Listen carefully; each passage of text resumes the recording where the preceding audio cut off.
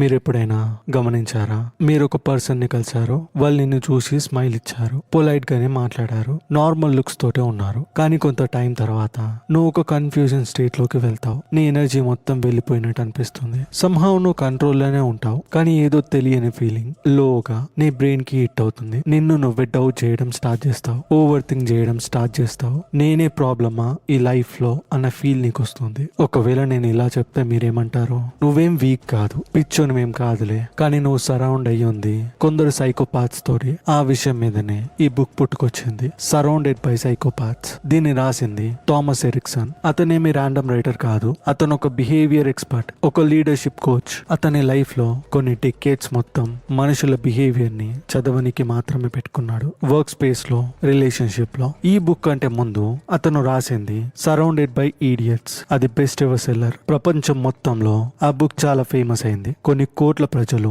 దాన్ని చదివి చెప్పింది ఏంటంటే ఫైనల్ గా ప్రజల గురించి క్లియర్ గా చెప్పారని. కానీ దాని తర్వాత ఒక విషయం జరిగింది. అతను సరౌండెడ్ బై సైకోపాత్స్ ని ఎందుకు రాశాడనేది. Surrounded by idiots book famous అయిన తర్వాత థామస్ ఎరిక్సన్ అతనికి కొన్ని వేల మెసేజెస్ వచ్చాయి. ప్రజలందరూ కూడా నార్మల్ పర్సన్ గురించి ఎక్స్ప్లెయిన్ చేయమని అడగలేరు. వాళ్ళు అడిగింది ఏంటంటే, ఎందుకు మా బాస్ మమ్మల్ని మ్యానిపులేట్ చేస్తున్నారు, ఎందుకు కొందరు వ్యక్తులు నన్ను బాధ పెడుతూ వాళ్ళు ఎంజాయ్ గా ఫీల్ అవుతున్నారు, ఇంకా కొందరి ప్రజలకి అసలు ఎంపతి అనేది లేకుండా ఎలా ఉన్నారు, అబద్ధాన్ని కూడా కామ్ గా ఎలా ఆడుతున్నారు. ఇలాంటి క్వశ్చన్స్ ప్రజల నుంచి అతను రావటం నోటీస్ చేశాడు. ఇక తర్వాత ఎరిక్సన్ రియలైజ్ అయింది ఒక డేంజరస్ విషయంని. కొందరు ప్రజలు డిఫికల్ట్ గా ఉండరు, వాళ్ళు ఎమోషనల్లీ డేంజరస్ గా ఉంటారు. ఇంకా సొసైటీ కూడా వాళ్ళ గురించి చాలా తక్కువగా మాట్లాడుతుంది. ఇక అందుకనే సరౌండెడ్ బై సైకోపాత్స్ బుక్ ని రిలీజ్ చేశాడు. ప్రజల్ని భయపెట్టడానికి కాదు, వాళ్ళని ప్రొటెక్ట్ చేయడానికి. ప్రతి ఒక్క సైకోపాత్ ఒక కిల్లర్ కాదు అనే విషయం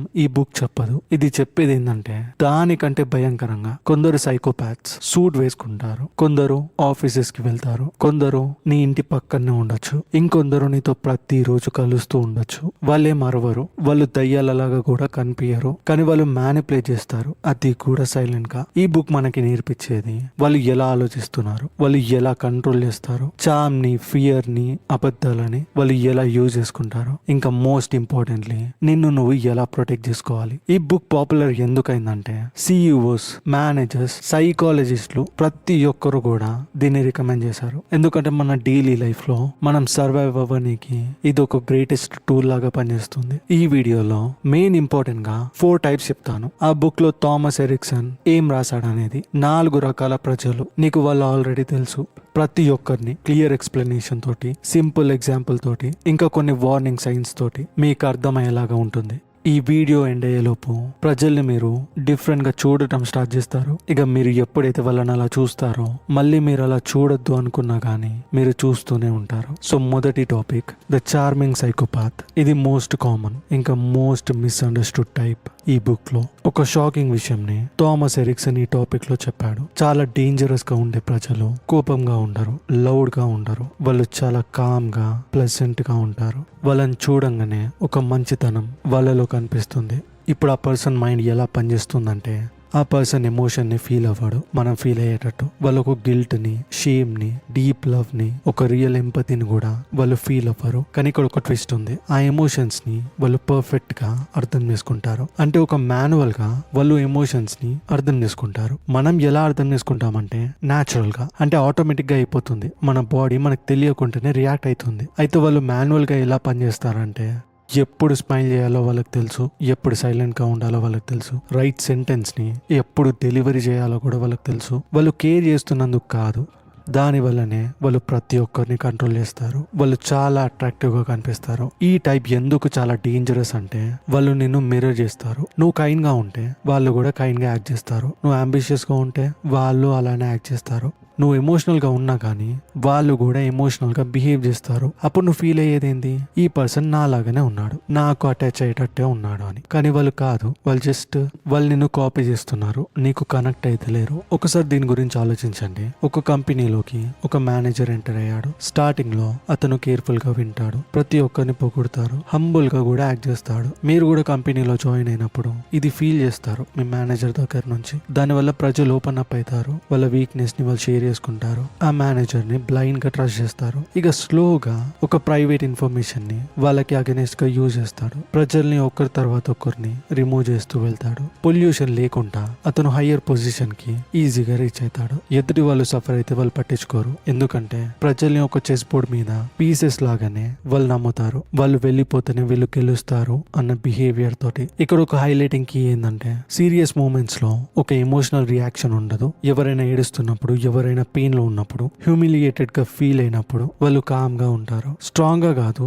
మెచ్యూర్ గా కూడా కాదు. వాళ్ళు ఎంప్టీనెస్ తోటి ఉంటారు. ఎమోషనల్ ఎంప్టీనెస్ అనేది ఈ టైప్ లో ఒక కోర్. ఈ చాప్టర్ నువ్వు వాళ్ళతోటి ఫైట్ చేయమని కాదు. ఈ చాప్టర్ నేర్పించేది ఏంటంటే ఓవర్ షేరింగ్ చేయొద్దు, ఎమోషనల్ గా ఎక్స్పోజ్ అవ్వద్దు. ఒక డిస్టెన్స్ ని, నీ సేఫ్టీని నువ్వు పెట్టుకోవాలి. ఎందుకంటే ఎమోషన్స్ ఒక వీక్నెస్. అది ఎదుటి వాళ్ళకి ఒక వెపన్ లాగా మారుతుంది. నీ మీద యూజ్ చేయడానికి, ప్రజల్ని లేబుల్ చేయడానికి, వాళ్ళ బ్యాడ్ థింగ్స్ ని చెప్పడానికి కాదు ఈ మ్యాటర్. మంచి ప్రజలు ఎలా తప్పించుకోవాలి అనే దాని మీద ఉంటుంది. రెండవ వ్యక్తి కోల్డ్ ప్రిడేటర్.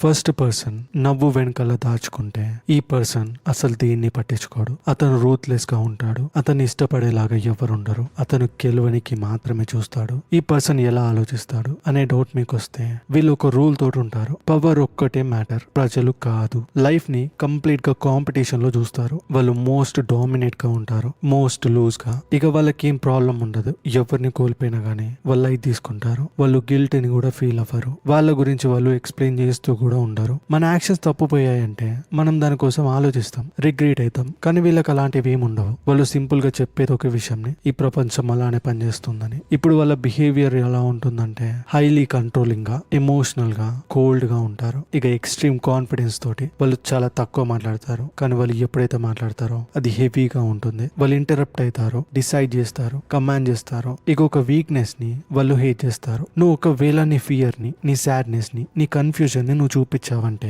ఇక వాళ్ళు దాన్ని ఒక ఇన్విటేషన్ లాగా తీసుకుంటారు నిన్ను డామినేట్ చేయడానికి. ఇమాజిన్ చేయండి, ఒక బాస్ పబ్లిక్ గా ఎంప్లాయీస్ ని హ్యూమిలియేట్ చేస్తున్నాడు, ప్రజల్ని ఫైర్ చేస్తున్నాడు, ఎక్స్ప్లెనేషన్ లేకుండా. అక్కడ క్షమాపణ అనే మాట కూడా లేదు. ఆ బాస్ మెంటాలిటీ వాళ్ళని వాళ్ళే డౌట్ కూడా చేసుకోరు. ఎవరైనా వచ్చి కంప్లైంట్ చేశారంటే వాళ్ళు ఎలా రెస్పాండ్ అవుతారు? వాళ్ళు ఎలా రెస్పాండ్ అవుతారంటే నువ్వు ప్రెషర్ ని హ్యాండిల్ చేయలేవంటే ఇక్కడ నుంచి వెళ్ళిపో. ఇలాంటి వర్డ్ మీ ఆఫీస్ లో మీ బాస్ ఎప్పుడో ఒకసారి అనే ఉంటాడు. వాళ్ళు సాఫ్ట్లీగా మ్యానిపులేట్ చేయరు, డైరెక్ట్ గా క్రష్ చేస్తారు. ఇక్కడ భయంకరమైన విషయం ఏంటంటే వాళ్ళు టాప్ కి ప్రతిసారి రైజ్ అవుతారు. ఎందుకంటే వాళ్ళు స్ట్రాంగ్ గా ఉంటారు. ఈ టాక్సిక్ సిస్టమ్ లో ఇక్కడ ఒక క్లియరెస్ట్ సైన్ ఏంటంటే ఎంజాయ్మెంట్ ఒక కంట్రోల్ అండ్ ఫియర్ లో ఉంటుంది. ఎప్పుడైతే ఎదుటి వాళ్ళు తక్కువగా కనిపిస్తే ఈ పర్సన్ పవర్ఫుల్ గా రైజ్ అవ్వడానికి చూస్తాడు. యాంగ్రీగా కాదు, ఎమోషనల్ గా కాదు, జస్ట్ సాటిస్ఫైడ్ లాగా. ఆ సాటిస్ఫాక్షన్ డేంజర్. ఇక్కడ అడ్వైసెస్ ఏంటంటే నీ కమ్యూనికేషన్ ని షార్ట్ గా పెట్టు. నిజాలకి మాత్రమే నువ్వు స్టిక్ అయ్యి ఉండు. నీ భయాన్ని మాత్రం అస్సలు బయట చూపించద్దు. వాళ్ళ ఈగోని నువ్వు డైరెక్ట్ గా ఛాలెంజ్ చేయొద్దు. ఈ టైప్ లో నువ్వుంటే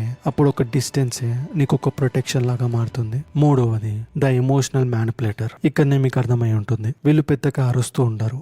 అగ్రెసివ్ గా, కోపంగా, డిమాండింగ్ గా వాళ్ళు బిహేవ్ చేయరు. వీళ్ళు డ్రైన్ చేస్తారు. నీ ఎమోషన్స్ తోటి నిన్ను కంట్రోల్ చేస్తారు. భయం తోటి కాదు, చామ్ తోటి కాదు, జస్ట్ ఒక గిల్ట్ తోటి. ఈ పర్సన్ ఎలా ఆలోచిస్తాడంటే ఒక విషయం ని మాత్రం చాలా బాగా అర్థం చేసుకుంటాడు. నువ్వు ఎలా ఫీల్ అవుతున్నావో అది నేను కంట్రోల్ చేశానంటే నువ్వేం చేయాలనుకుంటున్నావో దాన్ని కూడా నేను కంట్రోల్ చేస్తా. వాళ్ళు నిన్ను పుష్ చేయరు, వాళ్ళు నిన్ను పుల్ చేస్తారు. వాళ్ళు నిన్ను గిల్టీగా, రెస్పాన్సిబుల్ గా, సెల్ఫిష్ గా, రాంగ్ గా నువ్వు ఉండేటట్టు వాళ్ళు ఫీల్ చేస్తారు. నువ్వు ఏమి తప్పు చేయకపోయినా గానీ నువ్వు అలానే ఫీల్ అవుతావు. వీళ్ళ బిహేవియర్ ఎలా ఉంటుందంటే వాళ్ళు ప్రతిసారి వాళ్ళే విక్టిమ్ లాగా యాక్ట్ చేస్తారు. వాళ్ళు మాట్లాడే విధానం ఎలా ఉంటుందంటే ఇంతవరకు నేను నీకు ఇన్ని చేశాను అని చెప్తారు. నువ్వు చేంజ్ అయినావు అని నీకు చెప్పేస్తారు. నేను పెద్ద మ్యాటర్ కాకపోవచ్చు నీకు అనే సెంటిమెంట్ మాటలని వాళ్ళు ప్రతిసారి యూజ్ చేస్తారు. వాళ్ళు షౌట్ చేయరు, వాళ్ళు సిగ్నల్స్ ఇస్తారు అంతే. ఇక స్లోగా వాళ్ళ ట్రాప్ లో నువ్వు పడిపోయి నీ గురించి నువ్వు ఎక్స్ప్లెయిన్ చేయడం స్టార్ట్ చేస్తావు. ఇక వాళ్ళని నువ్వు బ్రతిమలాడుతూ ఉంటావు. నువ్వు చెయ్యని తప్పులకు కూడా నువ్వు వాళ్ళని క్షమాపణ అడుగుతూ ఉంటావు. ఎందుకంటే ఆ గిల్ట్ ఫీలింగ్ నుంచి నువ్వు బయటికి రావాలని, వాళ్ళని కూడా బయటికి తీసుకురావాలని. కానీ యాక్చువల్ థింగ్ ఏంటంటే నువ్వు ఒక ట్రాప్ లో ఉన్నావు. ఒకసారి ఇమాజిన్ చేయండి, ఒక రిలేషన్షిప్ లో లేదా వర్క్ ప్లేస్ లో నువ్వు ఉన్నావు. నువ్వు ఒక బౌండరీని పెట్టుకున్నావు. వాళ్ళు హర్ట్ అవుతారు, వాళ్ళు సైలెంట్ ఉంటారు, వాళ్ళు బాధపడతారు, వాళ్ళు బ్రోక్ అయ్యారని ఇవన్నీ కాదు. సైలెంట్ ని ఒక వెపన్ లాగా వాళ్ళు యూజ్ చేసుకుంటారు. ఇక ఫాస్ట్ గా నువ్వు నో చెప్పడం ఆపేస్తావు. నిన్ను నువ్వు పక్కన పెట్టి వాళ్ళ ఎమోషన్స్ కోసం నువ్వు పరిగెడుతూ ఉంటావు. ఈ బుక్ లో ఈ విషయం చెప్పేది ఏంటంటే, ఈ టైప్ ప్రజలు వాళ్ళ ఎమోషన్ వెయిట్ ని నీ చేతిలో పెట్టి వాళ్ళు ఫ్రీగా నడుస్తూ వెళ్ళిపోతారు. ఇక్కడ ఒక క్లీనెస్ట్ సైన్ ఉంటుంది. ప్రతి ఇంటరాక్షన్ తర్వాత నువ్వు టైర్డ్ గా ఫీల్ అవుతావు, కోపంగా ఉండవు, భయంగా కూడా ఉండవు, కానీ ఏదో ఎక్సాస్ట్ అయినట్టు నువ్వు ఫీల్ అవుతావు. వాళ్ళ హ్యాపీనెస్ కోసం నిన్ను కాన్స్టాంట్ గా ఒక రెస్పాన్సిబుల్ గా ఫీల్ చేపిస్తే అది మ్యానిపులేషన్ అని అర్థం చేసుకోండి. ఇక నువ్వు తప్పించుకోవాలంటే ఓవర్ ఎక్స్ప్లెనేషన్ ఇవ్వకు, నీ ఫీలింగ్స్ ని నువ్వు జస్టిఫై చేయొద్దు. వాళ్ళ ఎమోషన్స్ నీ డ్యూటీ కాదు. ఎంపతి బ్యూటిఫుల్ విషయం, కానీ అదే ఎంపతి ఒక బౌండరీస్ లేకపోతే అదొక సెల్ఫ్ డిస్ట్రక్షన్ లాగా మారుతుంది. ఈ టైప్ లౌడ్ గా నిన్ను డిస్ట్రాయ్ చేయదు, అది స్లోగా నీ ఎనర్జీని తీసుకుంటుంది. నువ్వు రికగ్నైజ్ చేయకపోతే నిన్ను కంప్లీట్ గా ఫినిష్ చేస్తుంది. 4వది ద ఎమోషన్లెస్ ఎంప్టీ సైకోపాత్. ఈ టైప్ ఏం భయంకరం కాదు వాళ్ళు చేసే విషయాలకి, కానీ ఇది ఎందుకు భయంకరం అంటే వాళ్ళు ఏం ఫీల్ అవ్వరని. వాళ్ళు ఎమోషనల్ గా ఎంప్టీనెస్ తోటి ఉంటారు. కోపం ఉండదు, జాయ్ ఉండదు, సాడ్నెస్ ఉండదు, ప్రతిది కూడా నథింగ్. హ్యూమన్ ఎమోషన్స్ నుంచి ఈ పర్సన్ డిటాచ్ అయ్యి ఉంటాడు. వాళ్ళు ఏమీ నిన్ను హేట్ చేయరు, అలానే నిన్ను లవ్ చేయరు, అలానే నిన్ను కేర్ కూడా చేయరు. ప్రజలు ఏమి ఎనిమీస్ కాదు, ప్రజలు ఏమి ఫ్రెండ్స్ కూడా కాదు. ప్రజలు కేవలం ఒక ఆబ్జెక్ట్స్ మాత్రమే. వాళ్ళని యూజ్ చేసుకోవాలి లేదా ఇగ్నోర్ చేయాలి. వీళ్ళు ఎంత డిఫరెంట్ అంటే ఎవరిని పట్టించుకోరు. జస్ట్ ప్రతి ఒక్క లివింగ్ థింగ్ వాళ్ళు సర్వైవ్ కానికి మాత్రమే వాటిని యూజ్ చేసుకుంటారు. వాళ్ళు బిహేవ్ చేసేది ఎలా అంటే, యూజువల్ గా వాళ్ళు చాలా సైలెంట్ గా ఉంటారు, డిస్టెంట్ గా ఉంటారు, ఇంట్రెస్ట్ లేనట్టు ఉంటారు. వాళ్ళు ఒక పెయిన్ కి, హ్యాపీనెస్ కి, ఒక కోల్పోయిన విషయానికి కూడా వాళ్ళు రియాక్ట్ అవ్వరు. ఎవరైనా సఫర్ అయితే మనం ఎలా వాళ్ళ దగ్గరికి వెళ్ళి కంఫర్ట్ చేస్తాం, ఎందుకంటే అదొక హ్యూమన్ నేచర్. మనం అలానే బిల్డ్ అయ్యాం. అలానే ఎవరైనా సక్సెస్ అయ్యారంటే మనం సెలబ్రేట్ చేస్తాం. లోపల ఏమున్నా కానీ బయటికి మాత్రం సెలబ్రేట్ చేస్తాం. కానీ వీళ్ళు అలా కాదు. వీళ్ళు ఎవరైనా సఫర్ అవుతున్నా వాళ్ళని కంఫర్ట్ చేయరు. ఎవరైనా సక్సెస్ గా ఉన్నా అక్కడ వాళ్ళు సెలబ్రేట్ చేసుకోరు. వాళ్ళు ఏం క్రూయల్ గా కూడా లేరు. వాళ్ళు ఏంటంటే దేన్ని కూడా ఫీల్ అవ్వరు. ఒకసారి ఇమాజిన్ చేయండి, ఎవరైనా పర్సన్ ఎమోషనల్లీ అవసరంగా ఉన్నప్పుడే డిసపియర్ అయిపోతారు. నువ్వు ఎలా ఉన్నావు అనేది కూడా వాళ్ళు నిన్ను చెక్ చేయరు. నీ కష్టాలను కూడా వాళ్ళు పట్టించుకోరు. సీరియస్ సిచ్యువేషన్ ని కూడా వాళ్ళు క్యాజువల్ గా ట్రీట్ చేస్తారు. నువ్వు వాళ్ళని కంఫర్ట్ చేసావంటే వాళ్ళు ఎలా రెస్పాండ్ అవుతారంటే, నువ్వు ఓవర్ రియాక్ట్ అవుతున్నావు, ఇక్కడ ప్రాబ్లమే నేను ఫీల్ అవుతలేను అని వాళ్ళు చెప్తారు. ఎందుకంటే వాళ్ళకి ఎమోషనే లేదు. టీవీ ప్లగ్ ఆఫ్ చేసినట్టు వాళ్ళు డిస్కనెక్ట్ అవుతారు.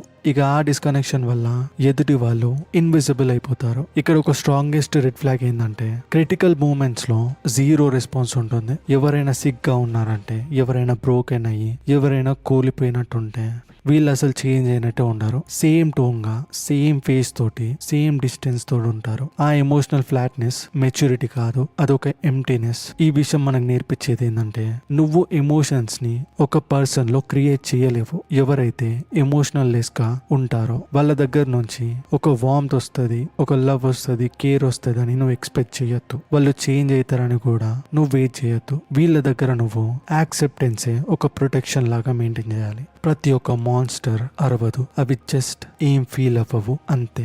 ఇప్పుడు ఈ బుక్ మొత్తం కలిపి ఒక భయంకరమైన విషయం గురించి కాదు, అది జస్ట్ క్లారిటీ కోసం. ఎందుకంటే నువ్వు ఎప్పుడైతే ప్రజల్ని అర్థం చేసుకుంటావో నిన్ను నువ్వు బ్లేమ్ చేయడం ఆపేస్తావు. అర్థం చేసుకోవాలి. ప్రతి ఒక్క మనిషిని నువ్వు కలిసిన వెంటనే అర్థం చేసుకోవాలి, లేదంటే నిన్ను నువ్వు కోల్పోయే ఛాన్సెస్ చాలా ఎక్కువగా ఉన్నాయి.